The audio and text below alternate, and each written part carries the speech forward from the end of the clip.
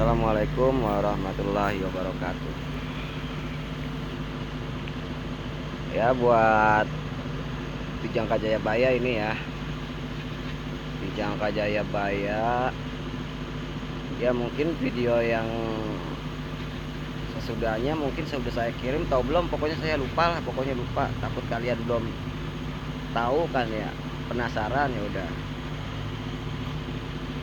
Takut kalian kurang penasaran nih, saya kasih tahu yang ada di Jangka Jayabaya ya. Di Jangka Jayabaya katanya rumah bocah Angon itu di ujung sungai, terus katanya di belakang sungai rumahnya ada kolongnya, Bagar Sangkar Merpati susun 3, terus terbuat dari bambu ya, pagar-pagarnya gitu, pagar rumahnya bilik lah gitu, bilik. Nah, terus tertutup pohon hanjuang sama handelem. Nah, yang terakhir pintu rumahnya setinggi batu. Nah ya, alhamdulillah itu ada semua. Semua itu alhamdulillah ada. Itu rumah milik bapak saya. Rumah itu milik bapak saya. Nah,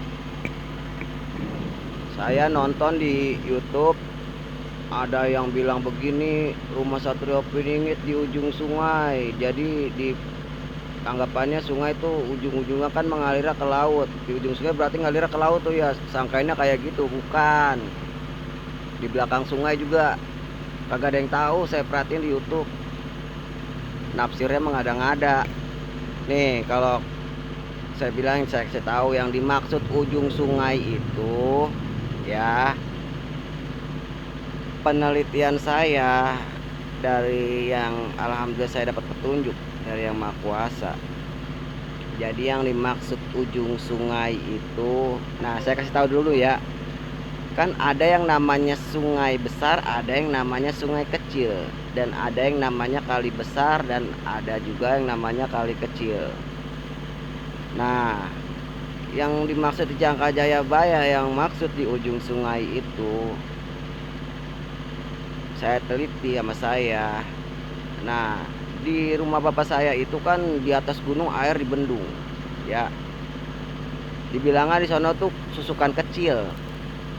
Nah, habis itu di bendung disalurin ke warga dengan pipa yang lumayan besar lah.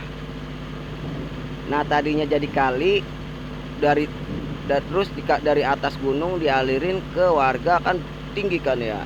Jadilah air itu kencang. Nah, jadilah sungai. Kalau sungai kan alirannya deras. Nah, yang dimaksud sungai, ujung sungai seperti itu. Pokoknya itu tadinya dari kali kecil dialirin, kan alirannya jadi kenceng ya, jadi kayak sungai. Ujung terakhirnya itu di rumah bapak saya. Dan di belakang, yang dimaksud belakang sungai ya, jadi tuh rumahnya di balik bukit.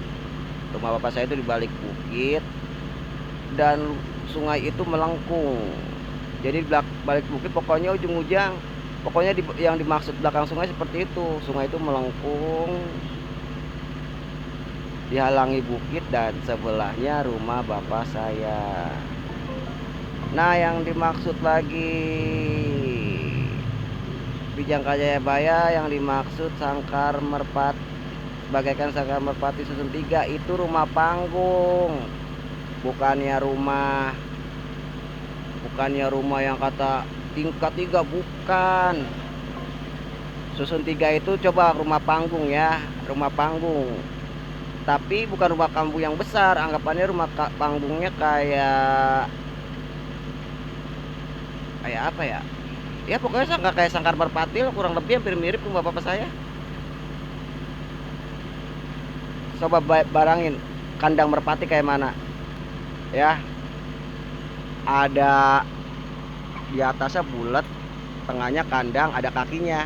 Kan susun 3, dari kaki susun 1, kandang tempat merpatinya susun 2, yang atasnya itu yang bulat itu susun 3.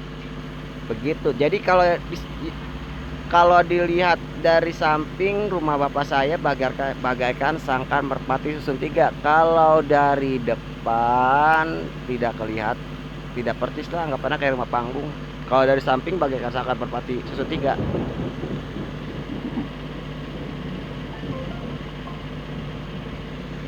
Terus yang dimaksud katanya di Jangka Jayabaya tertutup rindangnya pohon hanjuang sama andelem. Oke, pohon hanjuang sama andelem ya. Saya perhatiin di YouTube katanya yang dimaksud pohon hanjuang gini gini gini, pohon hanjuang gini gini, yang dimaksud rumah Satrio Piningit pohon hanjuang tuh ada maksudnya, ada artinya gini gini gini katanya. Terus pohon handelem juga gini gini gini, maksudnya ada artinya. Salah, emang bener adanya. Rumah bapak saya tuh atas Dinau tuh tertutup rindangnya pohon hanjuang sama handelem. Pokoknya pohon hanjuangnya letter L, banyak pokoknya, sampai-sampai jemurannya aja dari batang pohon hanjuang. Kalau pohon handelemnya ada di makam. Itu kan rumah bapak saya dikelilingi makam. Anggap aja rumah bapak saya depan makam, samping makam. Jadi di makam itu pohon handelem semua. Jadi sama, tertutup rindangnya pohon hanjuang sama handelem. Pokoknya jangan mengada-ngada ya. Itu sama pokoknya. Terus di Jangka Jayabaya rumahnya terbuat dari bambu pagarnya. Ya emang bener, rumah bapak saya dari bilik, dari bambu pokoknya kayak bilik lah gitu, dari bilik. Ya sama. Nah di YouTube satu lagi, pokoknya di Jangka Jayabaya pintu rumahnya setinggi batu. Nah saya nyari di situs manapun nggak ada yang tahu pintu rumah setinggi batu yang ada di Jangka Jayabaya. Di YouTube juga nggak ada, maupun di channel mana nggak ada yang tahu dia. Saya nanya kagak ada yang tahu pintu rumahnya setinggi batu apa ya, kagak ada yang tahu. Nah di situ saya alhamdulillah dikasih petunjuk lagi, seperti ada gambaran tuh di pikiran, ada gambaran, terus ada yang ngebisikin juga. Nah pokoknya pada akhirnya dari gambaran bisikan itu ditunjukkan, pokoknya pintu rumah yang dimaksud pintu rumah setinggi batu itu batu belakang rumah kamu katanya. Nah saya ukur berdiri badan saya ukur sama tangan, saya ke atasin dan saya batasin kan ya. Dan saya habis itu saya ukur lagi pakai badan saya sama tangan ke atas yang udah dibatasin itu. Ternyata batu belakang rumah sama pintu rumah, depan pintu rumah saya sama tingginya. Yang dimaksud pintu setinggi batu belakang rumah saya, seperti itu. Oh iya, pokoknya tentang yang dimaksud Bocah Angon itu, yang banyak kemiripan tentang ceritanya di YouTube itu, pokoknya Satrio Piningit Channel tuh. Itu Kendakau tuh sama, yang dibilang Satrio Piningit Channel itu sama percis banget yang ada di kehidupan saya. Dan sama, pokoknya salah satunya kata Satrio Piningit Channel, dia mempunyai 2 tai lalat. Nah di sini saya ada tai lalat tuh, di sini nih dulu ya. Nih di sini ada tai lalat saya nih, di sini satu lagi di bibir nih. Kata Satrio Piningit Channel kan katanya Satrio Piningit mempunyai 2 tai lalat di wajah katanya. Ya pokoknya Satrio Piningit Channel sama semua itu, sama semua yang dia bilang tentang Satrio Piningit itu, sama semua yang ada di Satrio Piningit Channel, sama semua pokoknya. Kalian tonton aja lah Satrio Piningit Channel. Terus satu lagi ada Kang Deng Sila pokoknya, YouTube-nya Kang Deng Sila. Pokoknya kalau bisa yang pertama itu kalian buka YouTube Satrio Piningit Channel, yang kedua Kang Deng Sila. Pokoknya Kendakau itu sama saya, sama. Nah di Jangka Jayabaya salah satunya nih ya, tadi kan rumahnya, pokoknya semuanya Kendakau semuanya sama ada pada saya. Salah satunya masalah fisik ya, susah tuh. Fisik mah nggak bisa dibohongin. Dia mempunyai tanda di dahinya seperti stempel kurang lebih sebesar telur puyuh. Nah lihat di dahi saya kayak ada stempel kan. kakinya rada renggang, ada bulunya sedikit. Oh, di sekitaran pusarnya ada tai lalat. Bentar ya.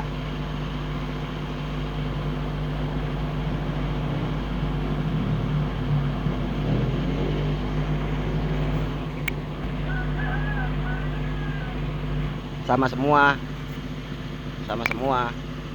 Ya salah satunya lagi lah, saya kasih tahu, dari keturunan raja tapi nggak diaku. Itu sulit kan? Keturunan raja siapa yang kagak diaku kan ya? Pasti insya Allah pasti diaku. Tapi kehidupan saya bener, nenek saya kagak diaku sama saudara-saudaranya, bukan sama rajanya ya. Soalnya nenek saya masih anak kandung Presiden Soekarno. Presiden itu raja, raja tertinggi. Pokoknya presiden itu raja tertinggi ya. Pokoknya nenek saya kagak diaku sama saudara-saudaranya, bukan nama sama Soekarno, Presiden Soekarnonya, bukan. Ya pokoknya intinya gitu aja lah. Semuanya, pokoknya yang tertua mas percis banget sama banget itu, yang lagi tenar banget sekarang di YouTube tuh Satrio Piningit Channel. Itu sama banget, itu sama saya sama. Ya kalau nggak percaya, tanya aja Satrio Piningit Channelnya.